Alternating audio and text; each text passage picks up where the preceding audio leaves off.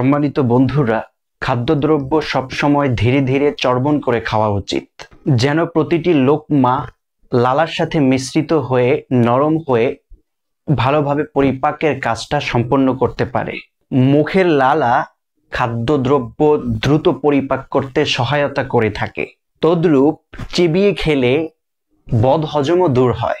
ইংরেজিতে একটি প্রবাদ আছে, drink your meals and your water, মানে হচ্ছে খাদ্য পানি হোক বা খাবার হোক, শক্ত হোক বা নরম হোক, এমনভাবে চিবিয়ে খাবে যাতে করে সিক্ত হয়ে স্বেচ্ছায় গলার মধ্যে ঢুকে যায়।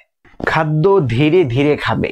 সম্মানিত বন্ধুরা, ইউরোপের এক বিশেষজ্ঞ বলেন, কেউ যদি আমাকে বলে যে পরিপাকের ব্যাপারে কিছু বলেন, তাহলে আমি এটাই বলবো যে খাদ্যকে ভালোভাবে চিবিয়ে খাও, চিবিয়ে চিবিয়ে খাবার খাও।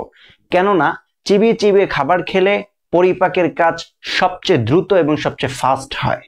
সকল ধরনের খাবার ভালো করে চর্বণ করে খেলে সেই খাবার অতি দ্রুত এবং অতি সুন্দরভাবে হজম হয় এবং দেহের অঙ্গ গঠনে সহায়তা করে।